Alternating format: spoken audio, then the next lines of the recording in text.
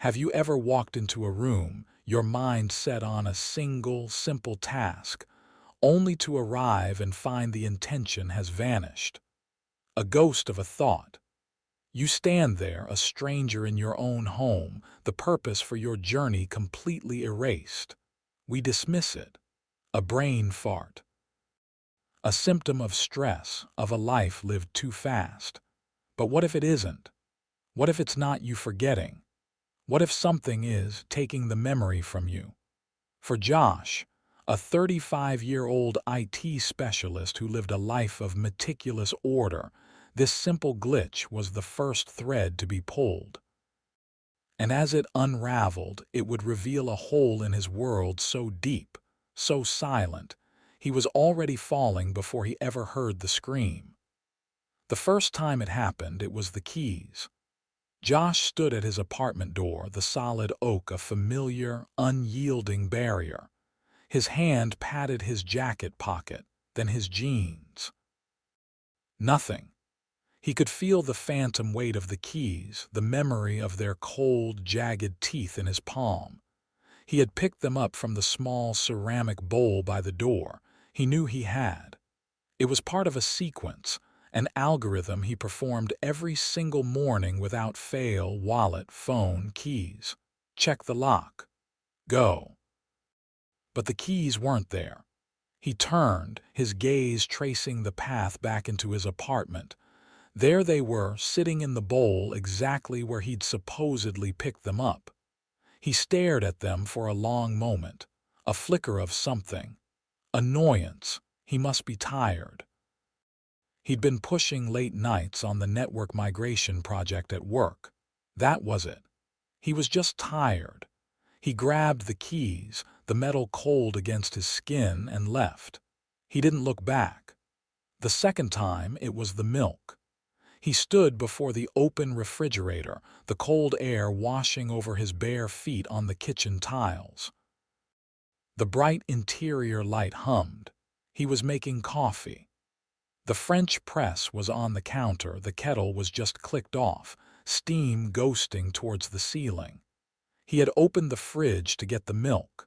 But now, staring into its organized depths, the labeled containers of leftovers, the neat rows of sodas, he had no idea why he was there. The thought of milk was gone. Not just the word, but the entire concept of needing it.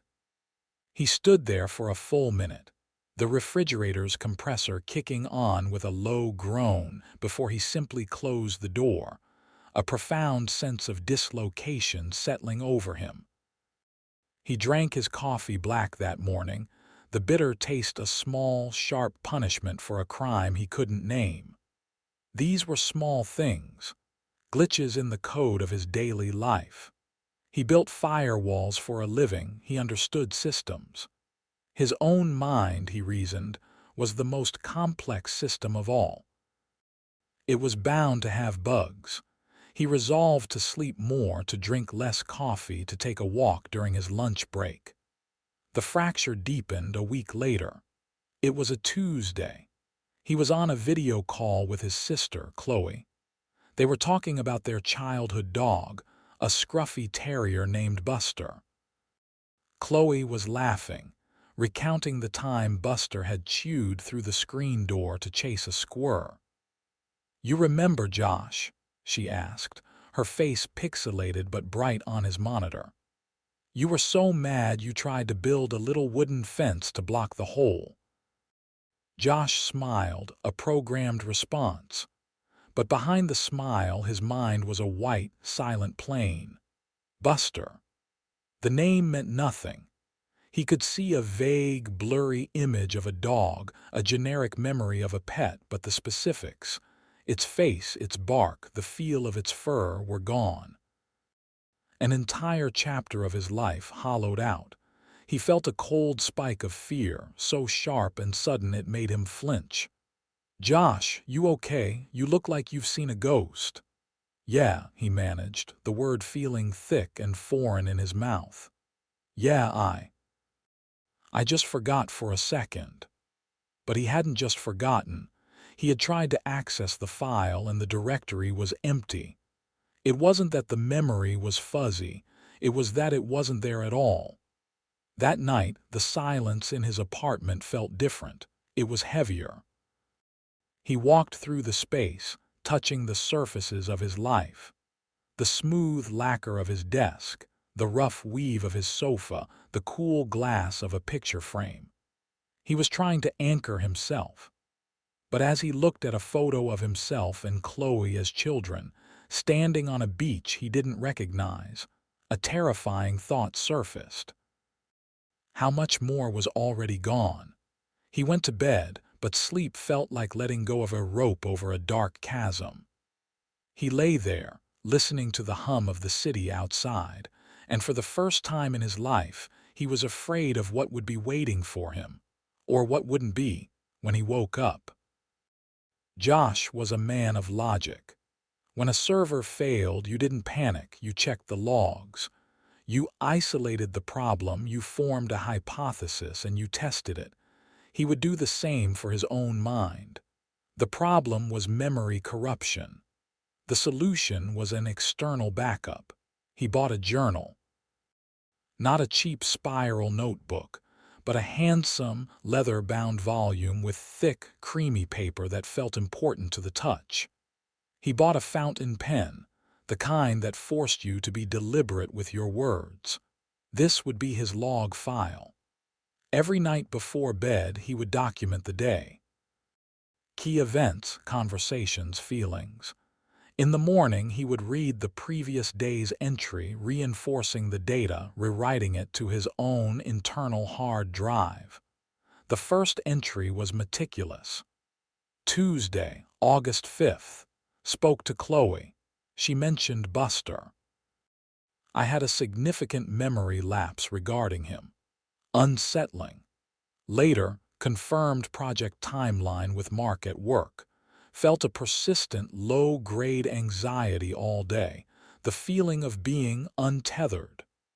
He detailed everything, down to the brand of coffee he'd had and the shows he'd streamed. He closed the book, placed it and the pen on his nightstand and felt a measure of control return.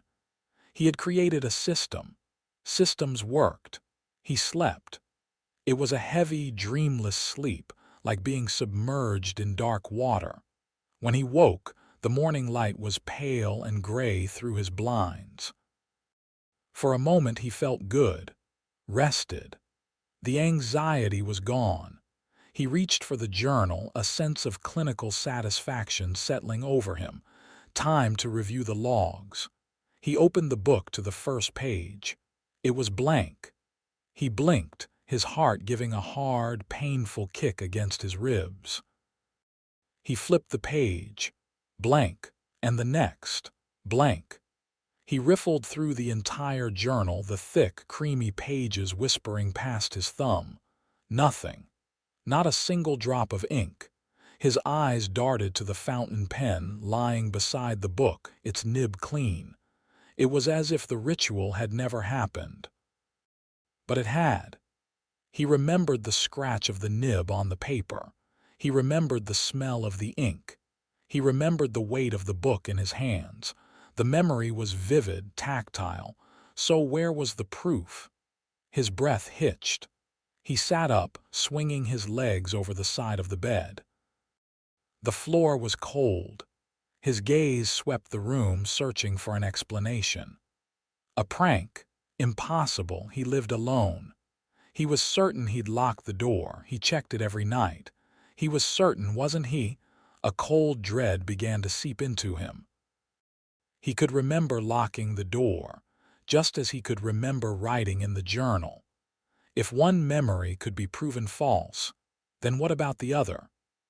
He spent the day in a fog of disbelief. At work, he stared at lines of code, the logic gates and conditional statements, a mockery of his own crumbling internal system. He bought another journal on his lunch break, a cheap one this time, as if the cost of the first had been a foolish tribute to a god that wasn't listening. That night he wrote again. This time he was more frantic. It was gone. The entry was gone. I know I wrote it. I am not imagining this. Something erased it, or I erased it. I don't know which is worse. Before going to sleep, he did something else. He took out his phone, opened the camera app, and took a photo of the open journal, the words clear and sharp under the lamplight. He saved the photo, checked it was in his gallery, and then placed the phone next to the book. A digital witness. The next morning, the first thing he did was grab his phone, his thumb swiping frantically to the gallery. He found the photo. It was there, a picture of his nightstand. On it sat the closed journal and the pen. The book was shut. There was no text visible. He snatched the journal. He opened it. The pages were, once again, pristine, untouched, perfect. Not only was the entry gone, but the evidence that there had ever been an entry was also gone. Something hadn't just erased his words. It had erased his memory of taking the photo correctly. It was editing his reality, patching the holes with a smooth, seamless lie. He sat on the edge of his bed, the blank book in his lap, the phone in his hand. The system hadn't worked. The backup had failed. The log file was a lie. He was no longer just untethered. He was being actively rewritten. And as he stared at the blank page, he felt a chilling, absolute certainty. He would write again tonight, and tomorrow the page would be blank again. It was a loop, and he was trapped inside it. Logic had failed. Memory was compromised. Josh needed a new kind of witness, one that couldn't be tricked or altered. He needed an eye that never blinked. He drove to a big box electronics store, the aisles a sterile maze of promise and obsolescence. He bought a single high-definition security camera, a small, discreet dome. It had night vision, motion detection, and cloud storage. It was designed to catch burglars and porch pirates. Josh was using it to catch a ghost in his own machine. He installed it that evening, placing it on the tall bookshelf in the corner of his bedroom, its black lens aimed at his bed and the nightstand beside it. It had a wide enough angle to see the entire room, including the door. He linked it to his phone, watching the live feed, a crisp, silent, black and white image of his own life. He was a specimen in his own experiment. The thought sent a shiver down his spine, but it was better than the helpless dread of the past few days. This was action. This was data collection. He performed his nightly ritual, but with a new addition. He wrote in the journal, his handwriting tight with tension. Camera installed. Model Z745. Recording continuously to cloud server. Let's see you erase this. He placed the open book on the nightstand in full view of the camera. Then he got into bed, turned off the light, and lay there, staring into the darkness, acutely aware of the single, unblinking red light of the infrared sensor in the corner. He felt watched. It was exactly what he wanted. Sleep did not come easily. He kept imagining what the camera might see. Would he get up and erase the book himself, a somnambulist betraying his waking self? Would the pages simply fade to white? He eventually drifted off, his mind exhausted from the constant, grinding paranoia. The next morning he woke with a jolt, the memory of the camera snapping him to consciousness. The journal was on the nightstand. From his position, he couldn't see if it was written in or not. He didn't look. He reached for his phone first, his heart pounding a frantic rhythm against his sternum. He opened the security app. The timeline was there, a solid bar representing the entire night's recording. He started to scroll back. Midnight. 1 a.m., 2 a.m., 3 a.m. He watched himself turning in his sleep, a restless, monochrome figure tangled in sheets. He kept scrolling. 310 a.m. He was still. And then, at 311 a.m., the timeline broke. It wasn't a gap. It was a scar. A 6-minute block from 311 a.m. to 317 a.m. was different. It wasn't empty. It was labeled as corrupted data. It was a hash of gray and white static, a loud visual hiss. When he tried to play it, a single, piercing digital screech shot from his phone's speaker, making him drop it on the bed. He snatched it back up, his hand shaking. He scrubbed past the block. At 317 a.m., the feed resumed. It was a placid, silent image of his room. Nothing had changed. He was still in bed in the same position, but the journal he looked over. The book was still open, and the pages were blank. A cold, electric shock went through him. It had happened inside the static. Inside the 6 minutes of digital noise, his words, his memory, his proof had been stolen. Something had blinded the unblinking eye. It hadn't just erased his journal, it had erased the recording of the erasure. It was a perfect digital crime. He scrolled through the timeline again and again, as if staring at it would somehow heal the corrupted data. 311 a.m. to 317 a.m. Every night. He scrolled back to the night before. He hadn't had the camera, but he checked his router logs. A massive spike in outbound data right at 311 a.m., lasting for 6 minutes, and the night before that. The same. It was a pattern, a scheduled event. Every single night for 6 minutes, something in his room woke up, blinded his camera, and scrubbed a piece of his life away. He looked up at the small black dome on his bookshelf. His witness hadn't seen the thief, but it had shown him the exact time of the break-in. It had given him the shape of the ghost. It was 6 minutes long, and it came every night while he slept. For a week, Josh lived by the rhythm of the static. Every morning he would wake, check the feed, and see the same scar in the timeline. 311 a.m. to 317 a.m. A 6-minute wound in his reality. And every morning his journal would be blank, a fresh insult. He stopped writing in it. It was a pointless act of defiance. The entity, whatever it was methodical, perfect. He tried everything. He set up a second camera, a different brand, running on a separate network. It showed the same block of corrupted data. He tried a simple audio recorder. The recording was 6 minutes of deafening white noise, a sound like a waterfall of nails. He felt like a scientist trying to study a black hole. He couldn't see what was inside, only the way it bent and broke everything around it. His life narrowed to the 4 walls of his apartment. He called in sick to work, telling them he had the flu. The lies came easier now. His own truth was so unbelievable that a lie felt more stable. He spent his days combing through the corrupted files, running diagnostics, trying to recover a single frame, a single sound bite from the digital abyss. He was losing weight.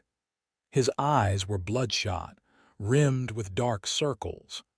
When he caught his reflection, he saw a stranger, a haunted, hunted man. Then, on the 8th night, something changed. He was running a new recovery program, a piece of forensic software designed for damaged drives. He fed it the corrupted 6-minute file from the night before, not expecting anything. It was a ritual now, a way to pass the time until the next erasure. The program churned for hours, its progress bar crawling across his screen.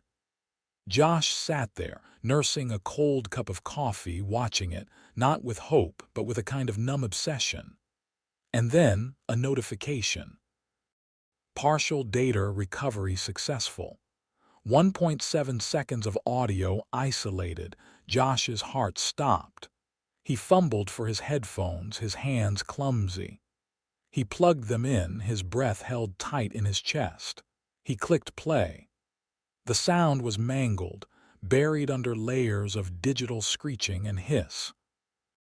It was almost nothing, but it was there, a voice. It was distorted, low, and guttural, but it was unmistakably his own, and through the noise he could make out 4 words. "Not who you think." He played it again, and again.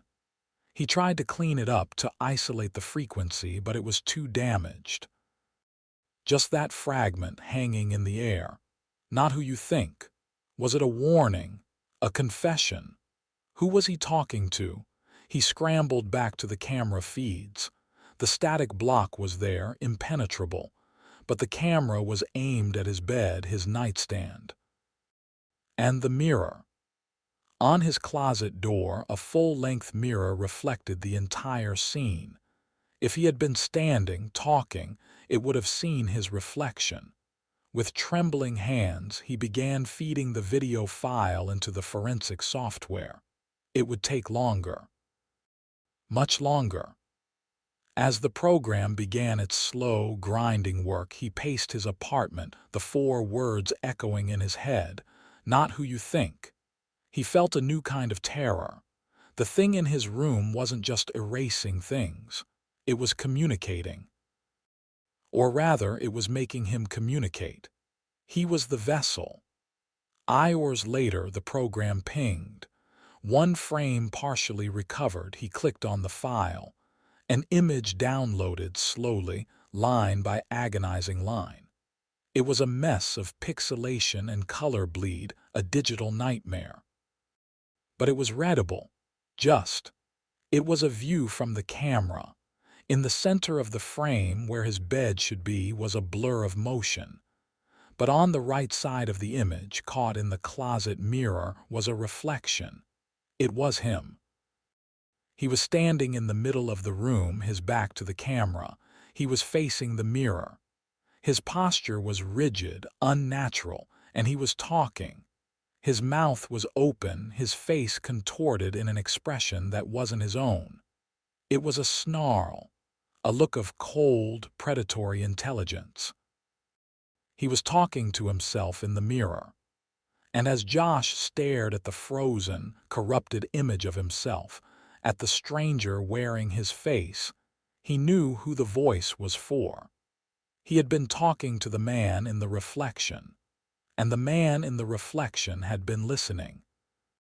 The recovered frame burned itself onto the inside of his eyelids. The image of that other him, snarling at his own reflection, had broken something deep inside. The paranoia, which had been a slow burning fever, now raged. He couldn't be alone in the apartment anymore. The silence was too full, the mirrors held too many possibilities. He needed an anchor. He needed Chloe. He called her, his hand shaking so badly he had to try 3 times to dial. When she picked up, her voice was a lifeline. "Josh, hey, I was just thinking about you. Are you over that flu yet? You sound awful." "Chloe," he started, his voice a dry rasp. I need you to listen to me. Really listen. Don't interrupt, just please." The desperation in his tone must have cut through. "Okay, Josh, I'm listening. What's wrong?"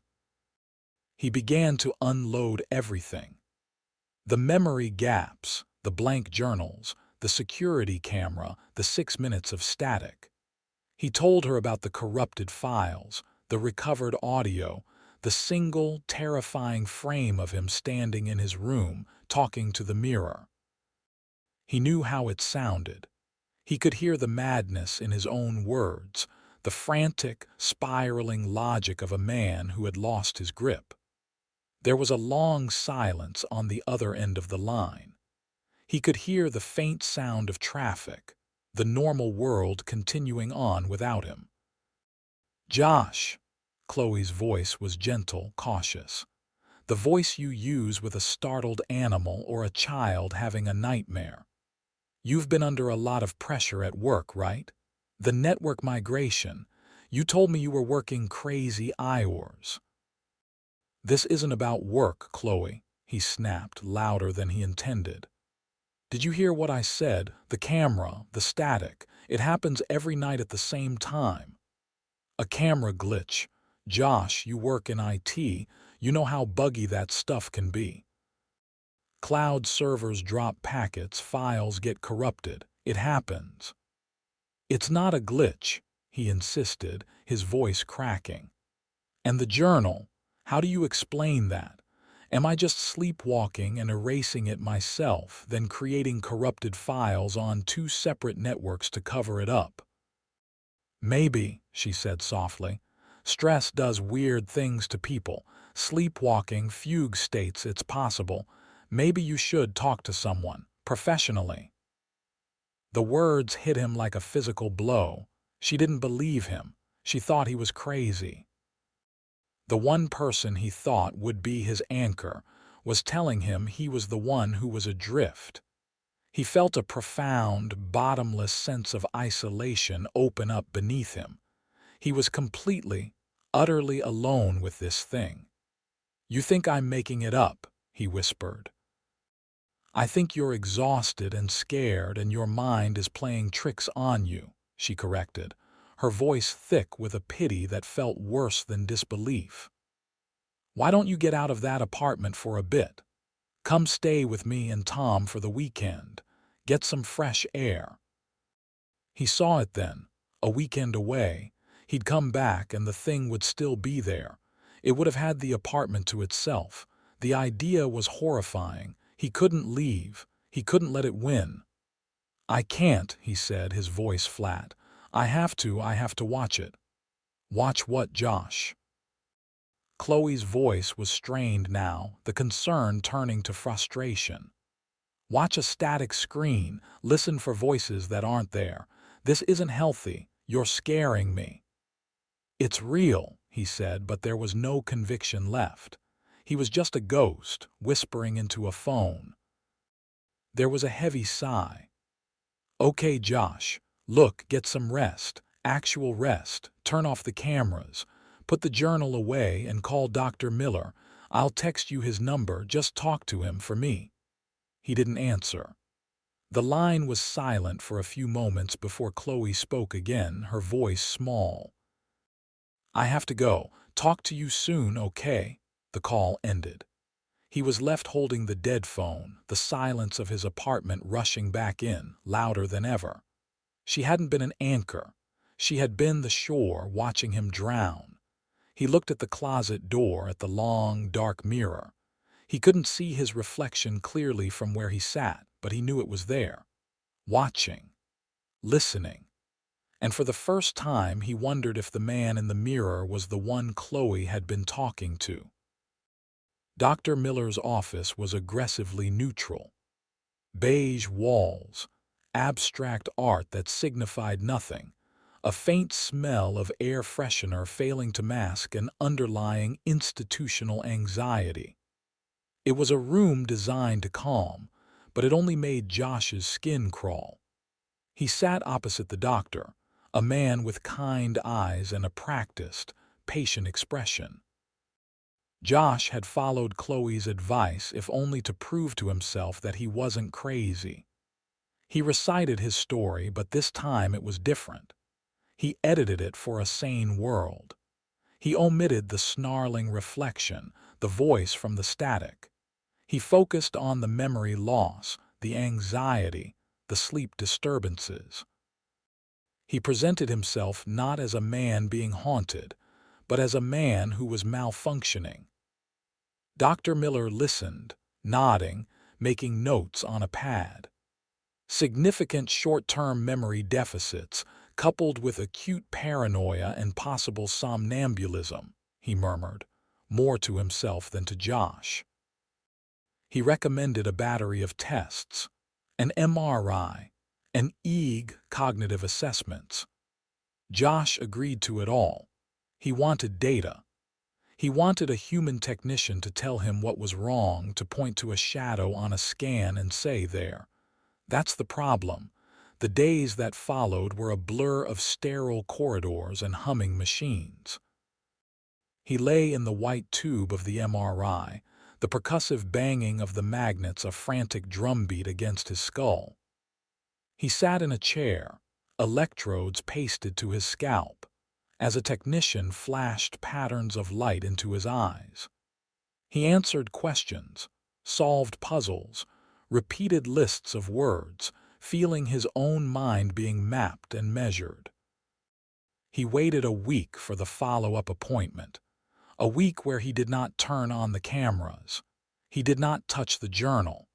He slept on the sofa in the living room, unable to face his bedroom. The apartment felt poised, waiting. He felt like he was holding his breath. He sat in the beige office once more, the air thick with impending judgment. Dr. Miller entered, holding a thick file. He did not smile. "Josh," he began, sitting down, "your results are unusual." Josh leaned forward, his hands gripping his knees. "Physically, you're in perfect health," the doctor said, opening the file. "Your MRI shows a completely normal brain structure. No signs of tumors, lesions, or early-onset dementia. Your cognitive tests are above average, in fact. When you can recall the information, your processing speed is excellent." A wave of despair washed over Josh. It wasn't physical, it was him. It was all in his head.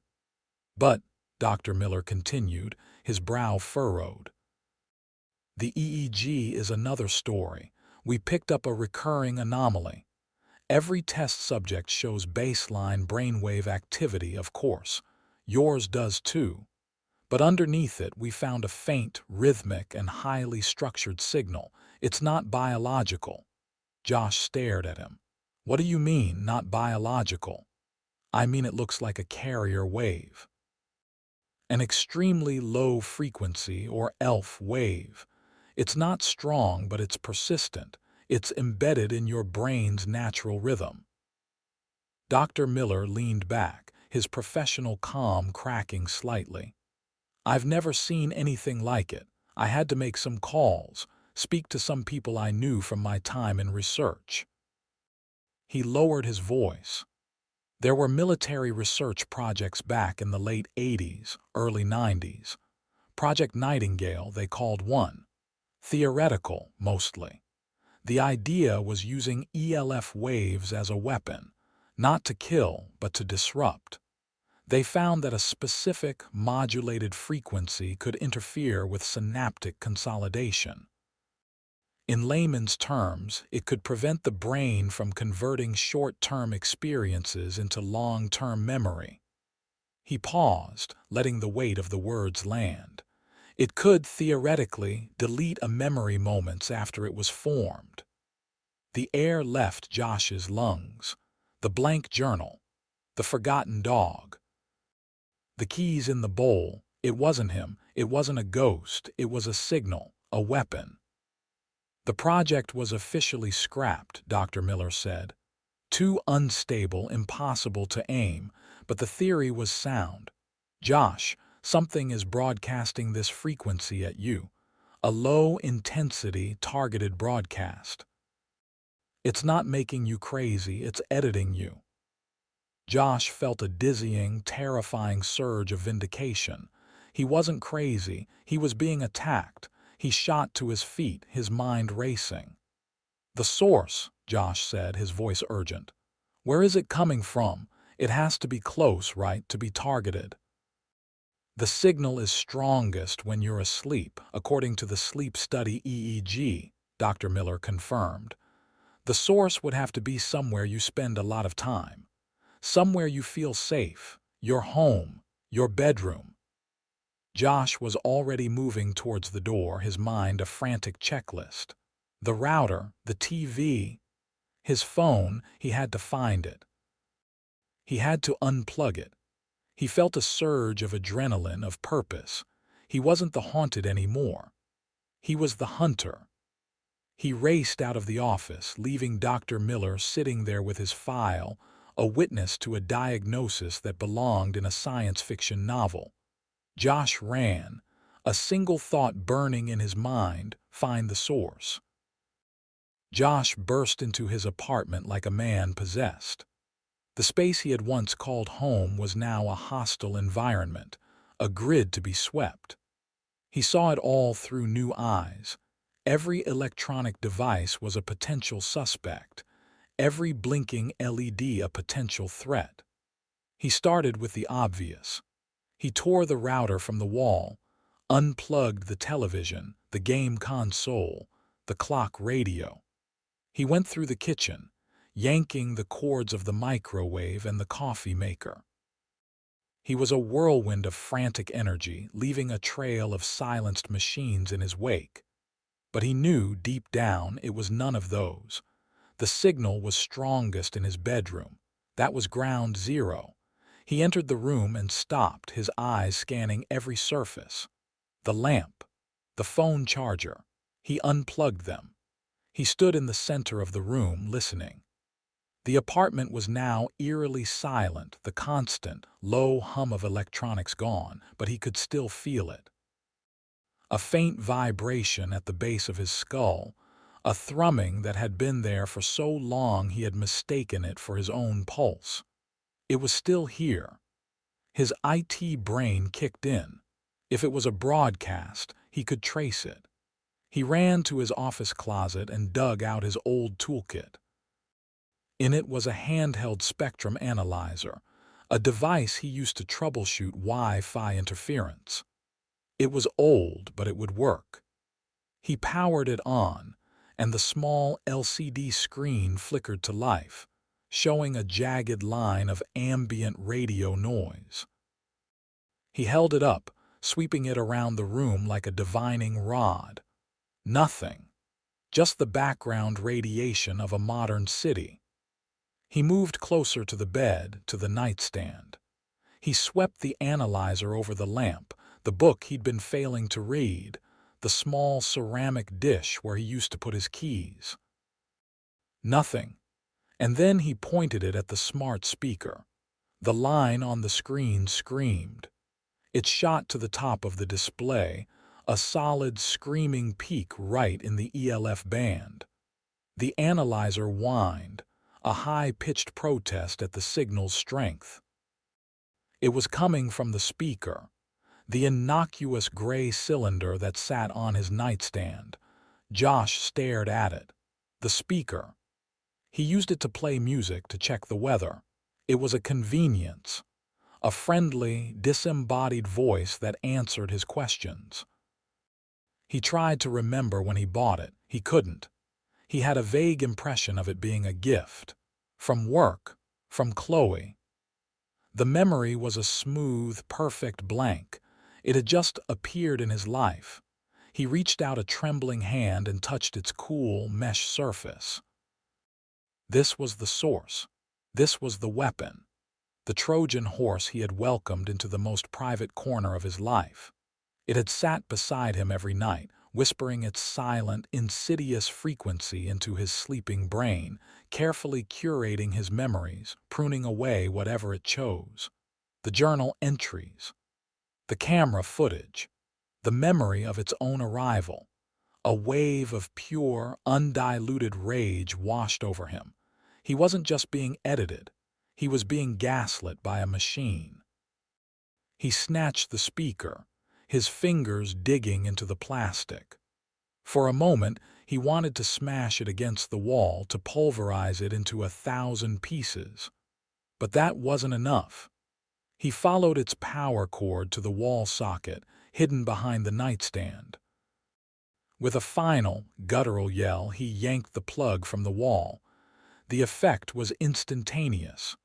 The low thrumming in his skull stopped. The silence in the room changed. It was no longer a waiting, predatory silence. It was just empty. The air felt lighter, cleaner. He could breathe again. He stood there, the useless speaker in one hand, the plug in the other, his chest heaving. He looked at the spectrum analyzer. The line on the screen had dropped back to baseline. The signal was gone. It was over. He dropped the speaker onto the bed. It landed with a soft, pathetic thud. He had found it. He had unplugged it. He had won. He sank to his knees, a dry, ragged sob of relief tearing from his throat. The nightmare was over. He was himself again. That night, for the first time in months, Josh slept. It wasn't the heavy, drugged sleep of before, but a clean, deep, and dreamless rest. He woke to the sun streaming through his blinds, feeling a sense of clarity he hadn't realized he'd lost.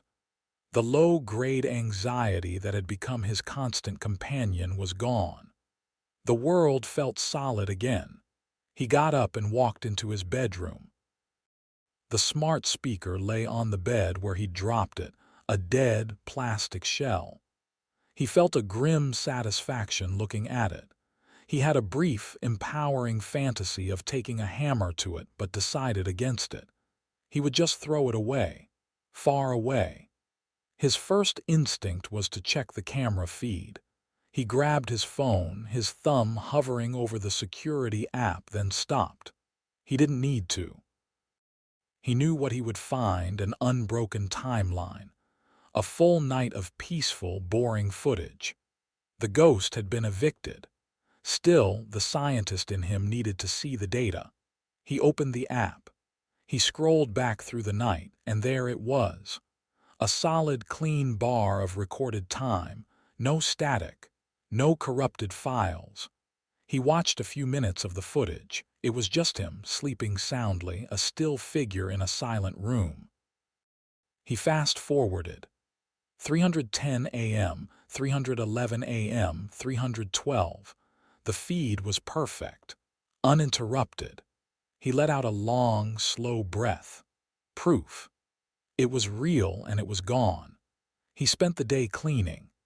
He gathered every device he didn't recognize or couldn't remember acquiring: the speaker, an old digital photo frame he was sure he'd never bought, a USB charger that didn't fit any of his devices. He put them all in a heavy-duty trash bag, tied it shut, and carried it down to the dumpster behind his building. As he let it go, the bag falling into the darkness with a satisfying thud, he felt like he was burying a part of his past. The sick part. He called Chloe. "Hey," he said, his voice clearer than it had been in weeks. "Josh, you sound better." "I am better," he said.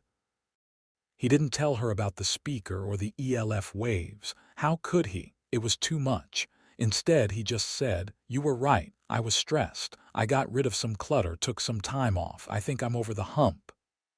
"Oh, Josh, that's great news," she said, and the relief in her voice was genuine. "I was so worried." "I know. I'm sorry I scared you." They talked for a while longer about normal things. Work. Her husband, Tom. The weather. It was the most normal conversation he'd had in a month, and it felt like a miracle. After he hung up, he stood in his quiet living room, the late afternoon sun casting long shadows on the floor. He felt a profound sense of peace. The silence was his again. That evening, he even took out the old leather-bound journal. He stared at the first blank page for a long time. Then, with the fountain pen, he wrote a single sentence. "Tuesday, August 12th. It's over." He closed the book and placed it on his nightstand. He got into bed, turned off the light, and closed his eyes. There was no thrumming at the base of his skull. There was no fear of what the morning would bring. There was only a vast, peaceful silence. He was finally safe in his own mind. He woke up slowly, peacefully. The morning was gray, rain tapping gently against the window pane. He felt good. The deep, restorative sleep had worked its magic. He lay there for a moment, enjoying the simple sensation of being calm. He glanced at the nightstand. The journal was there. He reached for it, a small, confident smile on his face. He opened it to the first page. The page was blank. The smile vanished. The air turned to ice in his lungs. No, it was impossible. He had unplugged it. He had thrown it away. The signal was gone. He flipped the page and the next, his movements becoming frantic. Every page was empty, clean, white. He scrambled for his phone, his hands shaking again, a phantom tremor he thought he'd gotten rid of. He opened the security app. The timeline was there. A solid, unbroken bar, no static, no corruption. He scrubbed back to the middle of the night. He watched himself sleeping. He wasn't moving, he never got up. He never went near the journal, but the words were gone. He stumbled out of bed and into the kitchen, his mind a whirlwind of impossible calculations. How? If the broadcast was gone, how could it still be happening? He stood in the middle of the kitchen, his bare feet cold on the tile, and looked at the refrigerator. The hum of it filled the silence. And then it happened. The old familiar feeling, that quiet hollowing out. He had come into the kitchen for something.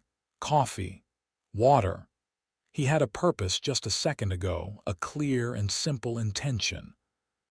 But it was gone, slipped away as if it was never there. He was standing in his kitchen, a stranger in his own home, with no idea why. A hysterical laugh bubbled up in his throat. It wasn't over. It wasn't the speaker. The speaker wasn't the weapon. It was just the delivery system. It had spent months beaming that signal into his brain, embedding it, writing the code directly into his neural pathways. It had taught his brain a new trick, how to forget, how to erase itself. The broadcast had stopped, but the echo remained. The signal wasn't out there anymore. It was inside him. It had become a part of his own biological rhythm. It wasn't erasing his memories anymore. He was. He felt a sudden, chilling calm descend. He turned slowly, his movements deliberate. He looked directly at the security camera he had placed on the shelf in the living room, the one he had forgotten to turn off. Its small green light was glowing. It was watching him. He walked towards it until his face filled the frame. He looked into the lens, his expression unreadable. The fear was gone, replaced by something still and cold. He leaned in close, as if sharing an intimate secret with whoever might be watching. A small, knowing smile touched his lips, a smile that didn't belong to the Josh he knew. It was the snarl from the mirror, softened into something far more terrifying. He whispered, his voice barely a sound, a perfect, clear recording in an unbroken timeline. "It is still in here.